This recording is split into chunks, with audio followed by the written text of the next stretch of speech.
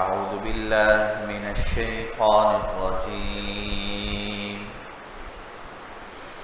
بسم الله الرحمن الرحيم. يا أيها الناس اعبدوا ربكم الذي خلقكم والذين من قبلكم لعلكم تتقون. الذي جعل لكم الأرض فراشا والسماء بناء وأنزل من السماء ماء فأخرج به من الثمرات رزقا لكم فلا تجعلوا لله أندادا وأنتم تعلمون.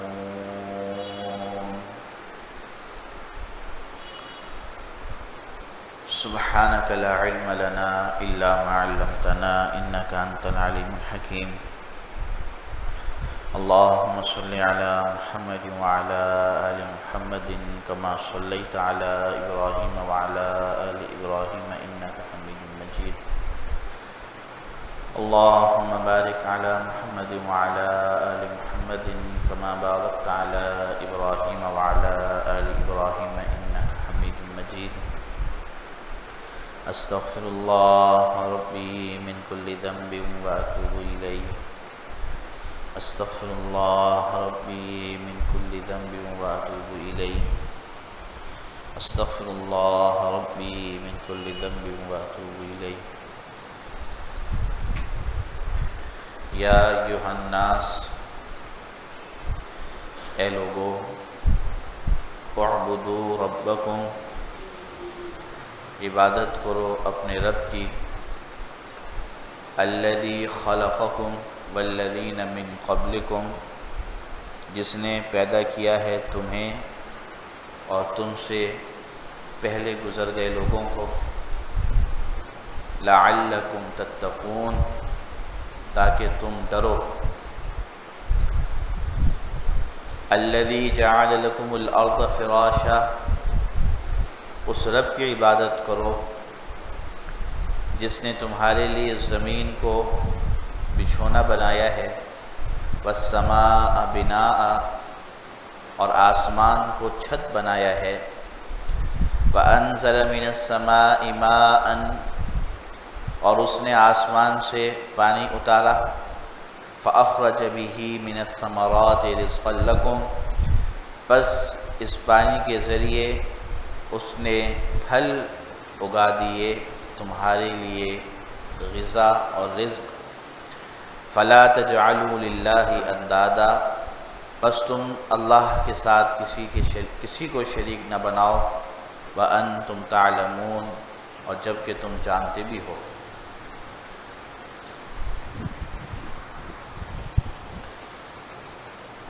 قرآن کریم کی سورہ بقرہ سے 2 آیات کریمہ آپ حضرات کے سامنے تلاوت کی ہیں اور ان کا ترجمہ کیا ہے۔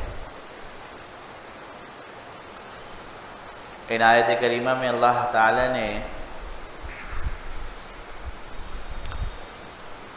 انسانیت کو، تمام انسانوں کو مخاطب فرما کر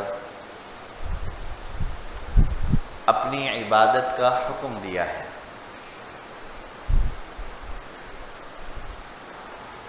چونکہ قرآن کریم پوری انسانیت کے لیے کتاب ہے اور اسے خود قرآن کے اندر اللہ تعالی نے تمام انسانیت کے لیے اور تمام جہانوں کے لیے ہدایت کی کتاب قرار دیا ہے، تو اس لیے قرآن جب کسی کو مخاطب کرتا ہے تو وہ کسی خاص طبقے یا گروہ سے مخاطب نہیں ہوتا، بلکہ قرآن کا مخاطب ہر انسان ہے۔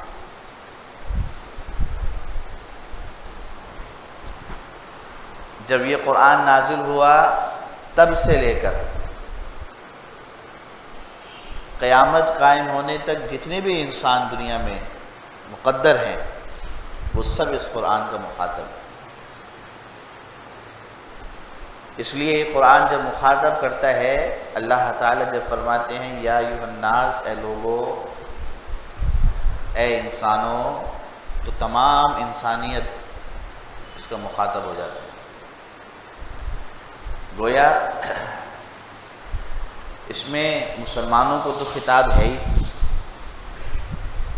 اور جو غیر مسلم ہیں، جو ابھی ایمان نہیں لائے ہیں، وہ بھی اس کا مخاطب بن جاتے ہیں۔ اور اللہ تعالیٰ سب سے یہ بات ارشاد فرماتے ہیں، اعبدوا ربکم، اپنے رب کی عبادت کرو۔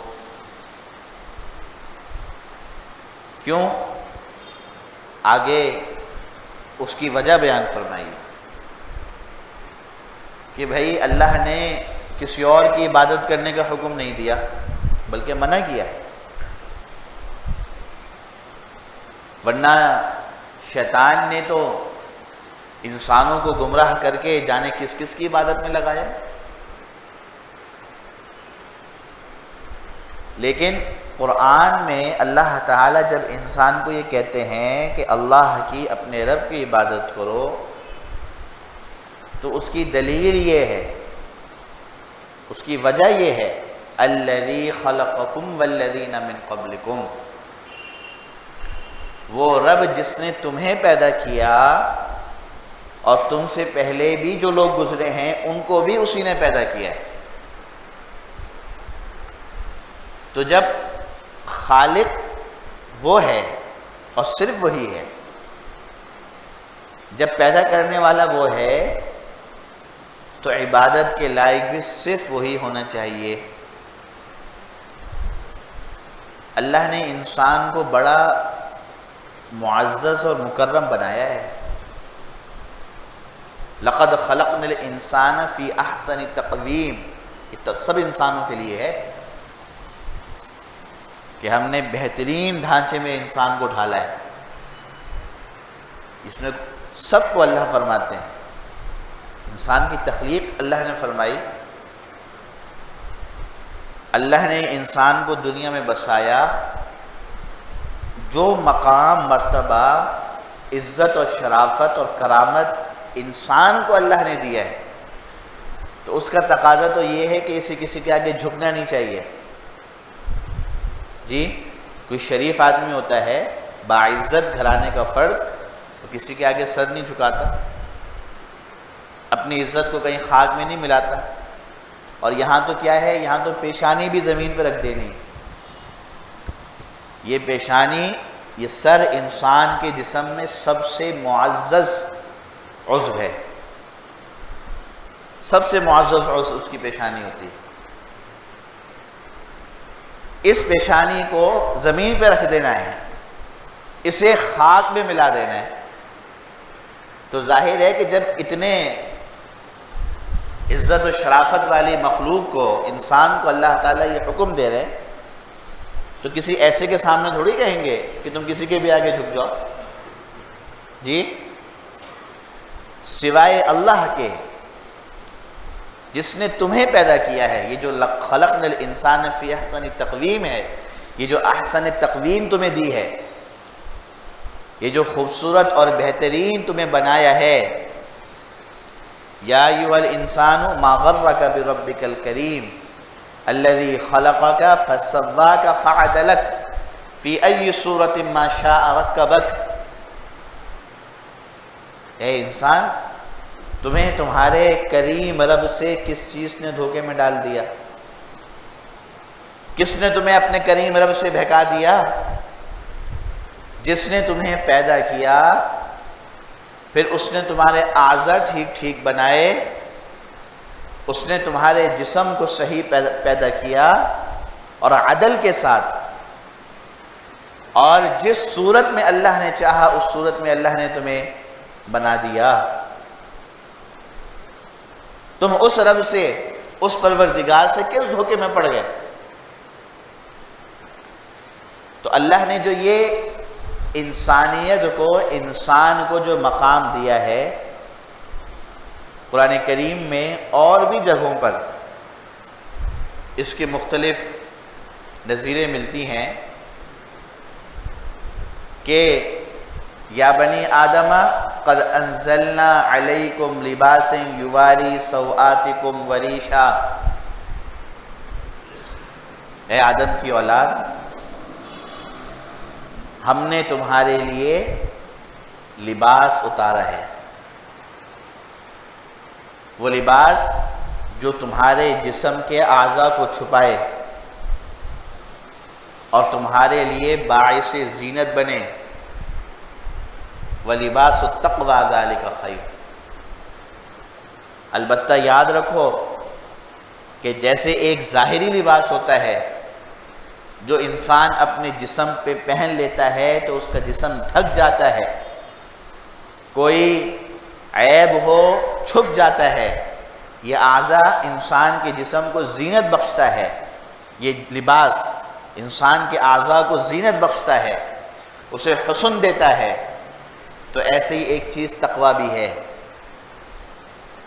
کہ اس تقویٰ کو تم اختیار کر لو تو جیسے ظاہری لباس نے تمہارے ظاہری عیب کو چھپایا ہے، تقوی کا لباس تمہارے باطنی عیوب کو چھپا دے گا۔ تقویٰ تم اختیار کر لو تو تمہارے باطن کے اندر جو برائیاں ہوں گی اور اس کے اندر اگر کوئی نقص ہوگا تو یہ تقویٰ اسے چھپا دے گا، اسے مٹا دے گا، اسے ختم کر دے گا۔ اور یہ لباس جو ظاہری بھی ہے یہ اسی لیے ہے کہ ظاہر ہے کہ انسان ایک باعزت فرد ہے، اللہ کی مخلوق ہے، تو اللہ نہیں چاہتے کہ وہ دنیا میں ایسے گھومے پھرے کہ اس کا جسم نظر آئے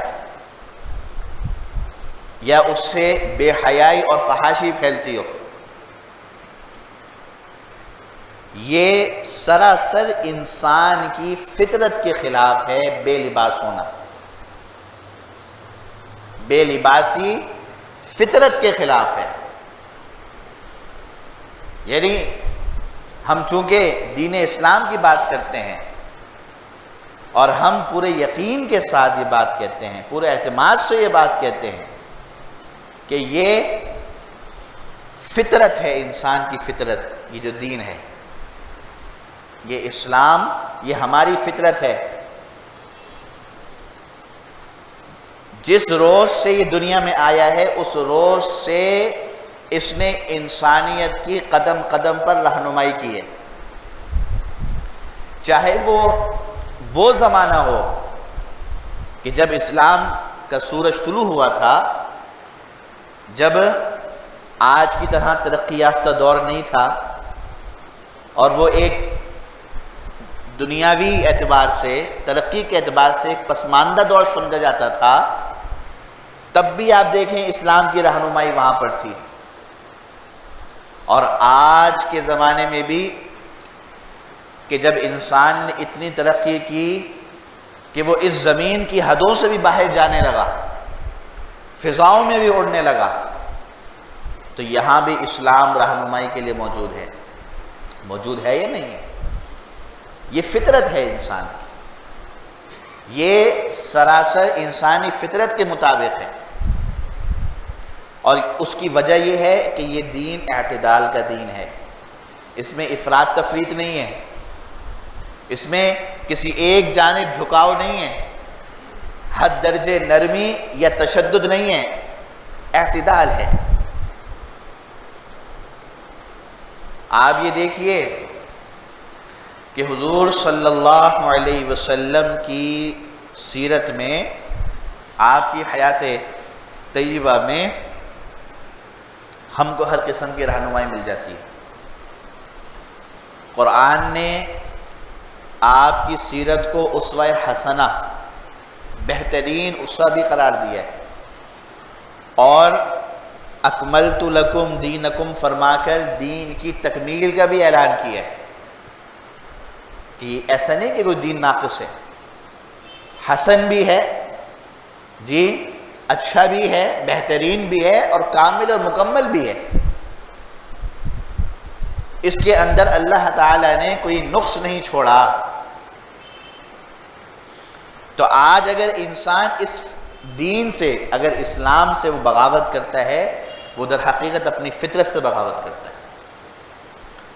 اور یہ پہلے بھی ہوا، پچھلی اقوام میں بھی ہوا، چونکہ فطرت ایک رہتی ہے۔ اور جتنے بھی انبیاء دنیا میں آئے، حضرت آدم علیہ السلام سے ہمارے آخری پیغمبر حضرت صلی اللہ علیہ وسلم تک، تمام انبیاء کی دعوت ایک تھی۔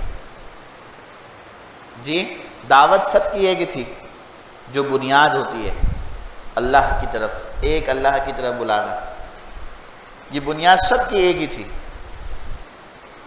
تو ہر دور میں جو انبیاء کرام علیہ السلام تشریف لاتے رہے، جو قرآن میں ہم کو پچھلی اقوام کے حالات ملتے ہیں، انہیں پڑھ کے اور سن کے معلوم ہوتا ہے کہ جب ان لوگوں نے اپنی فطرت سے بغاوت کی ہے، سرکشی پر اتر آئے، اپنے پیغمبروں کی جب بات نہیں مانی، جب ان کی کھلم کھلا نافرمانی کی، یا کوئی بھی ایسا عمل کیا جو انسانی فطرت کے خلاف ہے، تو اللہ کے عذاب نے پوری کی پوری قوم کو صفحہ ہستی سے مٹا دیا، پوری قوم کو مٹا دیا، کسی ایک کو نہیں چھوڑا، اور پھر نئے لوگ پیدا کیے۔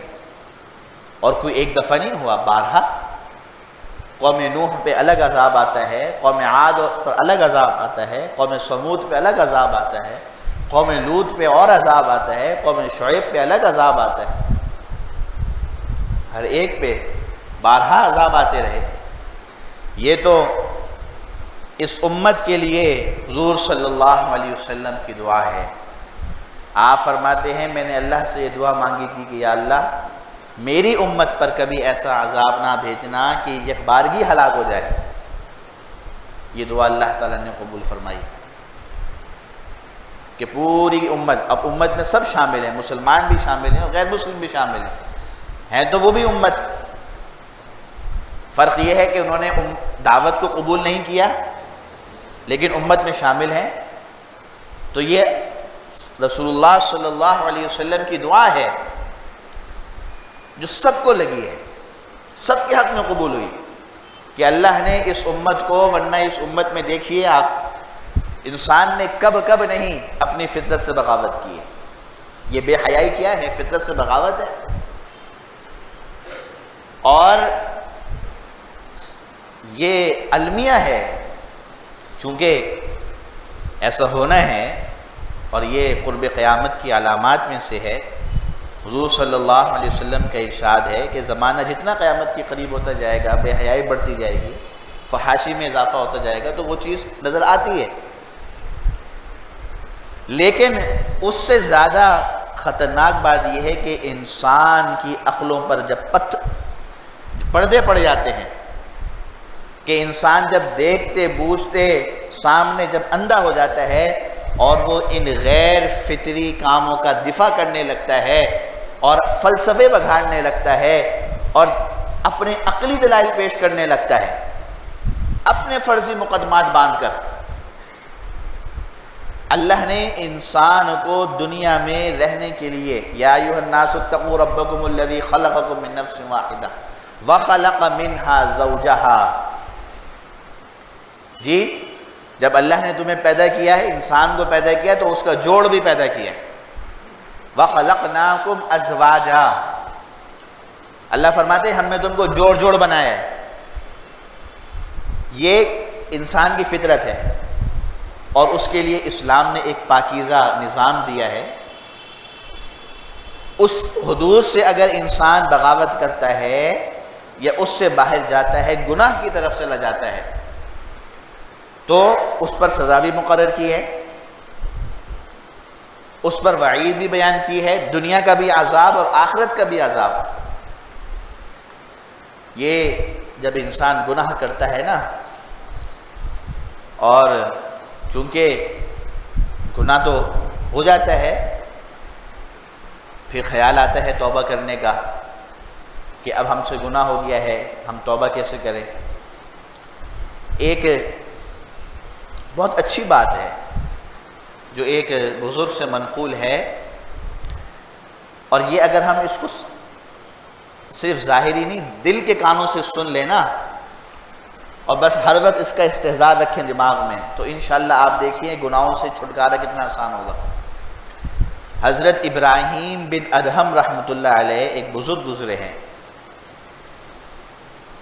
ان سے ایک شخص نے کہا کہ حضرت آپ مجھے کوئی نصیحت کیجئے، تو انہوں نے فرمایا کہ دیکھو اگر کبھی تمہارے من میں گناہ کی خواہش پیدا ہو تو گناہ کر لینا، لیکن پھر اللہ کا دیا ہوا رزق مت کھانا، کیونکہ رزق تو اللہ دیتے ہیں نا، مما رزقناکم، اللہ فرماتے ہیں ہم نے تمہیں رزق دیا ہے۔ تو کہا کہ اگر گناہ، کیونکہ گناہ معصیت ہے، اللہ کی نافرمانی ہے، تو اگر اللہ کی نافرمانی کرنی ہو تو پھر اللہ کا رزق نہ کھانا۔ اس نے کہا یہ کیسے ممکن ہے، اگر ہم کھائیں گے نہیں تو جئیں گے کیسے؟ تو فرمایا پھر گناہ نہیں کرنا، جی پھر گناہ نہیں کرنا۔ اگر گناہ کا خیال آئے اور گناہ تمہیں مجبور کرے تو یہ سوچ لو کہ جس رب کی نافرمانی کر رہا ہوں اسی رب کا دیا ہوا کھاتا ہوں۔ یہ تو انسان دنیا میں بھی ایک دوسرے سے حیا کرتا ہے، اگر کسی کے پر احسان کسی نے کر دیا ہو تو انسان اس کی برائی نہیں کرتا یا اس کے ساتھ کوئی برا معاملہ نہیں کرتا کہ یار اس نے میرے ساتھ احسان کیا ہے، میں کیسے اس کو ناراض کروں۔ تو اللہ نے جو ہمیں رزق دیا ہے، ہم اللہ کی نافرمانی کر کے گناہ کر کے اللہ کو ناراض کر لیں؟ تو فرمایا گناہ کرنا ہو تو رزق نہیں کھانا، اگر رزق کھانا ضروری ہے پھر گناہ نہیں کرو۔ جی آسان ہے یا نہیں ہے؟ اس نے کہا کہ اچھا دوسری نصیحت فرمائیے۔ حضرت ابراہیم بن ادہم رحمۃ اللہ علیہ فرماتے ہیں کہ اگر گناہ کرنا چاہو تو پھر اللہ کی زمین سے نکل جانا، پھر اللہ کی زمین پہ نہیں کرنا، کیونکہ زمین اللہ کی بنائی ہے۔ جعل لکم الارض فراشا، اللہ نے اس زمین کو بچھایا ہے، تو اگر اللہ کی نافرمانی کرنی ہو تو اس کی زمین پہ نہیں کرنا۔ اس نے کہا یہ کیسے ممکن ہے، زمین سے نکل کے کہاں جاؤں گا میں؟ تو فرمایا پھر گناہ نہیں کرو، پھر یہی سوچ لو کہ میں جہاں بیٹھا ہوں اور گناہ مجھ سے ہو رہا ہے، میں کس کی زمین پہ بیٹھا ہوں، کس رب کی نافرمانی کر رہا ہوں یہاں بیٹھ کر میں۔ تو اس نے کہا کہ اچھا آپ مجھے اور نصیحت کیجئے، یعنی آپ یہ دیکھیں کہ یہ گناہ کا چھوڑنا مشکل نہیں ہے، احساس اندر ہونا چاہیے۔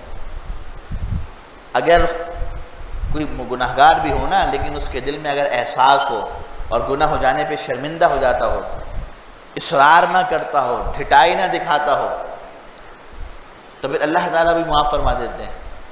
لیکن یہاں تو آج تو گنگا ہی الٹی بہتی ہے کہ گناہ کر کے اس پر کوتوال بن جاتے ہیں۔ گناہ اگر دنیا کے اندر بے حیائی یا فحاشی پھیل رہی ہے، ایک مسلمان کی ذمہ داری کیا بنتی ہے کہ وہ اس کی نفرت اپنے دل میں بٹھائے، اس کے حق میں نہ بولے، اس کی نفرت اپنے دل میں بٹھائے، اس کی نفرت لوگوں کے دلوں میں بٹھائے کہ بھائی یہ گناہ ہے، یہ گناہ کی بات ہے۔ آپ یہ دیکھیے ہمارے سامنے قرآن موجود ہے، ہمارے سامنے احادیث نبویہ موجود ہیں، ہمارے سامنے ایک دین اسلام موجود ہے،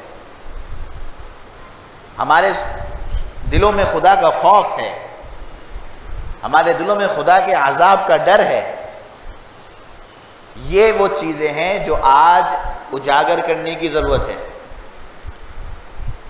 اور مسلمان اگر خدا نہ خواستہ، یعنی مسلمان ہوتے ہوئے اللہ کا نام لینے والا، اللہ کے رسول صلی اللہ علیہ وسلم کا نام لیوا، جی کہ ہم اللہ کو جانتے ہیں، مانتے بھی ہیں، لیکن اللہ کی اطاعت نہیں کرتے، ہم رسول اللہ صلی اللہ علیہ وسلم کی عظمت اور آپ کی محبت اپنا ایمان سمجھتے ہیں، لیکن سنتوں پر عمل نہیں کرتے، جی یہ کوتاہیاں ہیں ہمارے اندر۔ اور یہ وہ کوتاہیاں ہیں، یہ وہ ہمارے قول اور فعل کا تضاد ہے جو آج ہماری دعائیں قبول نہیں ہوتی۔ یہ جو آج ہم اللہ سے مانگتے ہیں، دعائیں مانگتے ہیں اور دعائیں قبول نہیں ہوتی، اس کی یہ وجہ ہے۔ اور یہ ہر ایک سوچے، یعنی ایسا نہیں ہے کہ ایک شخص سمجھتا ہے کہ نہیں میں تو 5 نمازیں بھی پڑھتا ہوں، میں تو گناہ بھی نہیں کرتا، ہر نیکی کے اندر بڑھ چڑھ کے حصہ لیتا ہوں، جی اگر ایسا کچھ ہوا ہوگا تو میری وجہ سے تھوڑی ہوا ہوگا۔ نہیں، ایک مسلمان کی سوچ یہ ہونی چاہیے کہ یا اللہ یہ دنیا میں اگر کوئی بھی آپ کا عذاب ہے، چاہے وہ کسی وبا کی صورت میں ہے، آپ کا عذاب بھوک اور افلاس کی صورت میں ہے، آپ کا عذاب تنگی معیشت کی صورت میں ہے، تو یا اللہ میں آپ سے اپنے اس گناہ کی معافی مانگتا ہوں جس کی وجہ سے یہ عذاب لوگوں پر آیا۔ یہ ہر مسلمان کی سوچ ہونی چاہیے، ہر ایک کے اندر یہ احساس، اور جب ہر ایک کے اندر یہ احساس ہوگا تو ہر ایک ہی اللہ کے آگے توبہ کرے گا، ہر ایک ہی گر گرائے گا، ورنہ اگر ہر ایک ہی سوچ لے کہ میں پارسا نیک ہوں تو کوئی بھی اللہ کے آگے ہاتھ نہیں اٹھائے گا۔ میرے بھائیوں، میرے عزیزوں، میرے بزرگوں، ان باتوں کے عرض کرنے کا مقصد یہ ہے کہ آج ہم دنیا میں اگر کسی بھی اعتبار سے پستی کا شکار ہیں، چاہے دنیا میں کہیں ظلم کا شکار ہیں، چاہے دنیا میں کہیں بھوک اور افلاس کا شکار ہیں، چاہے کہیں تنگی معیشت کا شکار ہیں، چاہے کہیں وبا یا کسی بیماری کا شکار ہیں، ہمارے اعمال کا اس میں کہیں نہ کہیں عمل دخل موجود ہے۔ ایک مسلمان کا ایمان یہی ہے جی، ورنہ اگر ظاہری چیزوں کو ہی دیکھنا ہے جی کہ بس نہیں صرف عمل کیا ہوتا ہے انسان کا، بھئی اس کا سبب تو یہ بنا، ظاہری وجہ تو یہ بنی، خدا نہ خواستہ اگر کہیں پر طوفان آ جائے، کوئی سمندری سیلاب آ جائے، کوئی زلزلہ آ جائے تو لوگ اس کی سائنسی وجوہات تلاش کرتے رہتے ہیں کہ یہ اس وجہ سے ہوا ہے۔ جی ٹھیک ہے، ہوا ہوگا اس وجہ سے، اس میں انسان کے عمل کا بھی تو کوئی دخل ہوگا۔ ایک مسلمان کی سوچ تو یہی ہے، اور جو غیر مسلم ہے تو پھر وہ جو چاہے کہتا پھرے جی، جن کا قرآن و سنت پہ ایمان ہی نہ ہو وہ جو چاہے کہیں قرآن کے بارے میں، دین کے کسی حکم کے بارے میں، اس کی پرواہ نہیں ہے۔ لیکن ایک مسلمان کی سوچ، ایک مسلمان کی بات وہ ہونی چاہیے جو قرآن و سنت کی بات۔ آج سب سے زیادہ بے حیائی اور فحاشی عام ہے جی، اور یہ وہ وجہ ہے، یہ ایک وجہ ہے رزق میں تنگی کی۔ رزق میں تنگی کی بہت بڑی وجہ یہ ہے، گناہ ہوتا ہے نا، ہم سمجھتے ہیں شاید گناہ کیا ظاہری طور پہ کوئی اثر نہیں ہوتا ہوگا، نہیں، گناہ جہاں اللہ کی ناراضگی کا سبب بنتا ہے، گناہ جہاں اللہ کے عذاب کا سبب بنتا ہے، وہیں ظاہری طور پہ جو رزق میں کمی ہوتی ہے، جو برکت اٹھ جاتی ہے، جو تنگی آتی ہے، جو بھوک اور افلاس آتی ہے، اس میں گناہ کا بہت بڑا دخل ہوتا ہے۔ اور جب اجتماعی طور پہ ایک چیز ہوتی ہے تو پھر قوم اجتماعی اس کا شکار ہو جاتی ہے۔ بس اوقات ایسا بھی ہوتا ہے کہ کسی قوم میں اکثر لوگ نیک ہوتے ہیں، چند ایک گناہ گار ہوتے ہیں، تو وہ اکثر نیک کی وجہ سے وہ گناہ گار سے اللہ تعالیٰ صرف نظر فرما دیتے ہیں۔ لیکن جہاں گناہ گاروں کی کثرت ہو جاتی ہے اور نیکوکار کم ہو جاتے ہیں تو پھر وہ بھی ان کے ساتھ شمار کر لیے جاتے ہیں، گناہ گاروں کے ساتھ۔ وہ الگ بات ہے کہ انسان مرتا جس ایمان پر ہے وہ اسی پر اٹھایا جاتا ہے اور اس کا حشر بھی اسی کے مطابق ہوتا ہے، لیکن ظاہری طور پہ عذاب کے شکار وہ بھی ہو جاتے ہیں۔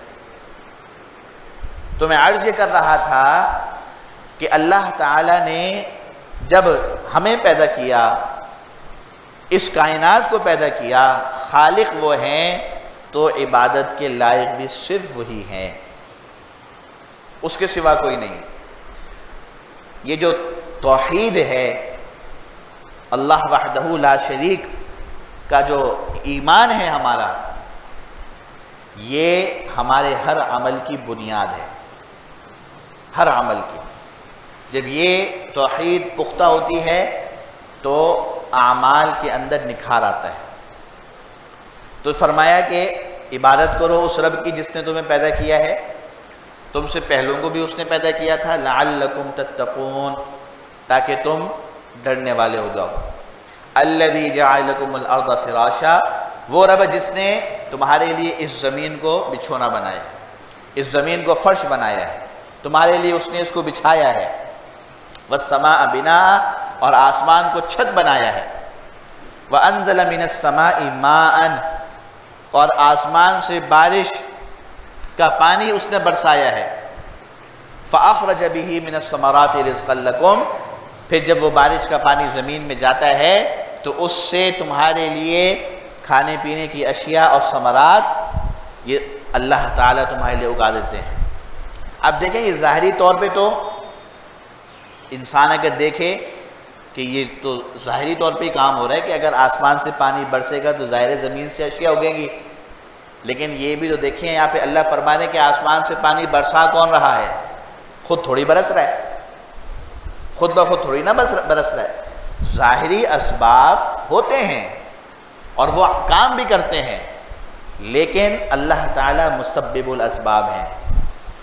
ان ظاہری اسباب کے اندر بھی تاثیر اللہ تعالیٰ پیدا فرماتے ہیں۔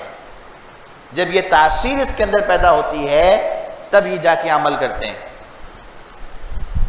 آج جو قرب قیامت سے پہلے جو فتنے ہمیں تھوڑے تھوڑے نظر آتے ہیں، اور اس بات کی دعا مانگنی چاہیے کہ اللہ تعالی ہمیں آئندہ آنے والے فتنوں سے محفوظ رکھیں اور ایمان کی سلامتی کے ساتھ رکھیں، اور ایمان کی سلامتی کے ساتھ اللہ تعالیٰ اپنے پاس بلائیں۔ یہ دعا تو ہر وقت مانگتے رہنا چاہیے، ہر وقت۔ جب رات کو سونے کے لیے بستر پہ لیٹتے ہیں تو ظاہر ہے کہ انسان، چونکہ ایک مسلمان کی زندگی کا کوئی لمحہ، کوئی وقت بے مقصد نہیں ہوتا، ایک مسلمان کی زندگی با مقصد ہوتی ہے۔ تو رات کو سونے کے لیے لیٹے تو اس وقت آدمی اپنا محاسبہ کر لے کہ دن بھر میں مجھ سے کوئی ایسا عمل، کوئی ایسی بات میری زبان سے، کیونکہ انجانے میں بھی نکل جاتی ہے، یا دماغ میں سوچیں کتنی انسان کی آگے گھوم کے چلی جاتی ہیں، بس اوقات پتہ نہیں چلتا۔ تو اپنے ایمان کی بار بار تجدید کرتا رہے، بار بار اس کلمے کو دہراتا رہے۔ رات کو سونے سے پہلے تو لازمی کر لے، کیونکہ جب سوتا ہے آدمی تو وہ تھوڑی دیر کی جو نیند ہوتی ہے اس میں انسان کی روح عالم ارواح میں چلی جاتی ہے، اور اللہ فرماتے ہیں کہ جس کی موت مقدر ہوتی ہے ہم اس کی روح کو روک لیتے ہیں۔ تو اگر اسی نیند کے اندر موت آ گئی تو اس نیند سے پہلے یہ سب اللہ سے استغفار کر کے، جو مسنون دعائیں، جو سونے سے پہلے کا مسنون عمل مذکور ہے وہ عمل کر کے، مسنون دعائیں پڑھ کے، اور پھر آدمی سو جائے، پھر اطمینان کے ساتھ سو جائے۔ تو یہ آج ہم جتنا زیادہ سنت پر اپنی زندگی گزاریں گے، دنیا کو دیکھنے کے بجائے، دنیا والوں کی باتوں کو سننے کے بجائے سیرت نبوی کو پڑھیں گے اور سنیں گے، اتنا ہم کامیاب ہوں گے انشاءاللہ۔ ہماری کامیابی اسی کے اندر ہے، مسلمان کی کامیابی اسی کے اندر ہے۔ ظاہری دنیا داروں کی کامیابی جو ہوتی ہے نا، بھئی کافروں کو دیکھو جی، دنیا کے اندر کتنی ترقی کر رہے ہیں، اللہ نے کیا کچھ نہیں دے رکھا ان کو، بالکل ایسے اللہ نے ان کو سب کچھ دیا ہے۔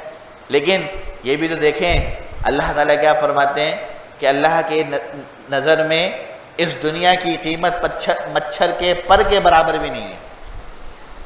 اور ایک حدیث میں تو یہ فرمایا کہ اگر اس بات کا اندیشہ نہ ہوتا کہ مسلمان جو ہیں وہ کافروں کو دیکھ کر فتنے میں پڑ جائیں گے، تو اللہ نے کافروں کو دنیا میں جتنا دیا ہے اس سے بھی زیادہ دیتے ہیں۔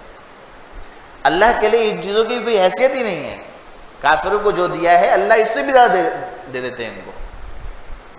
تو ان کو نہ دیکھے کہ وہ ترقی کے اندر کتنا آگے جا رہے ہیں، ان کی ترقی یہی ہے، لیکن ہمارا سفر یہاں ختم نہیں ہو جاتا۔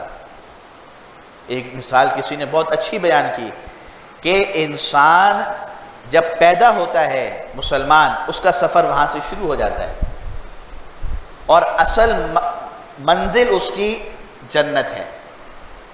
یہ جو دنیا کے اندر زندگی کا وقت گزارتے ہیں، جو دنیا میں جو انسان اپنی زندگی کا وقت گزارتا ہے، یہ تو ایسا ہے کہ سفر میں چل رہا ہے۔ ابھی عالم ارواح سے چلے ہیں اور جنت میں ہم نے پہنچنا ہے، یہ راستے میں دنیا آ گئی ہے جی۔ سفر کرتے ہیں، ایک ملک سے دوسرے ملک جاتے ہیں، راستے میں کہیں تھوڑی دیر کے لیے آدمی رک جاتا ہے، جہاز ادھر جاتا ہے، تھوڑی دیر کے لیے وہاں پہ بھائی چند گھنٹوں کے لیے کچھ وقت کے لیے رک جاتے ہیں، تو وہاں پہ آدمی بس کوشش کرتا ہے بس جلدی سے وقت گزرے اور ہم منزل مقصود پہ جائیں۔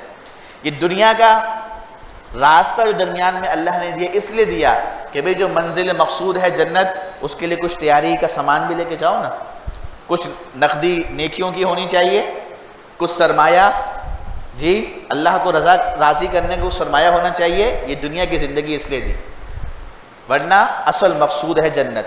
انسان مسلمان کی ترقی کی معراج جنت ہے، کافر کی ترقی کی معراج یہ دنیا ہی ہے، وہ اس دنیا کے ساتھ ختم۔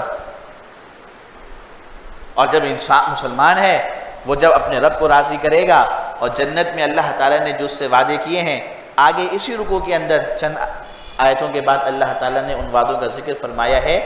یہاں پر اللہ تعالیٰ نے جو بات ارشاد فرمائی، فَلَا تَجْعَلُوا لِلَّهِ أَنْدَادًا وَأَنْتُمْ تَعْلَمُونَ، جانتے بوجھتے کہ تمہیں پتہ ہے کہ تمہارا رب ایک ہے، خالق ایک ہے، رازق ایک ہے، جانتے بوجھتے اللہ کے ساتھ اوروں کو شریک نہ ٹھہراؤ، کسی کو شریک نہ ٹھہراؤ اللہ کے ساتھ۔ یہ شرک، یہ اللہ کے ہاں سب سے زیادہ ناپسندیدہ عمل ہے۔ یہ ایسا گناہ کہ اگر سچے دل سے کوئی توبہ نہ کرے، اللہ ویسے تو گناہوں کو بغیر توبہ کے بھی انسان آ جائے تو معاف کر دیں گے، لیکن اس گناہ کو بغیر توبہ کے معاف نہیں کرتے۔ اللہ کو یہ اتنا ناپسندیدہ عمل ہے، اس سے بھی پناہ مانگنی چاہیے کہ اللہ تعالیٰ شرک سے ہماری حفاظت فرمائے، شرک سے اللہ ہم کو بچا کے رکھیں، اور ایمان کے ساتھ اللہ تعالیٰ ہم کو دنیا میں زندگی اور ایمان پر موت نصیب فرمائے۔ وآخر دعوانا ان الحمدللہ رب العالمین۔ الحمدللہ رب العالمین والعاقبۃ للمتقین، والصلاة والسلام علی سید الانبیاء والمرسلین وعلی آلہ واصحابہ اجمعین۔ لا الہ الا اللہ وحدہ لا شریک لہ، لہ الملک وله الحمد وهو على كل شيء قدير۔ اللهم لا مانع لما أعطيت ولا معطي لما منعت ولا ينفع منك الجد، وإلهكم إله واحد لا إله إلا هو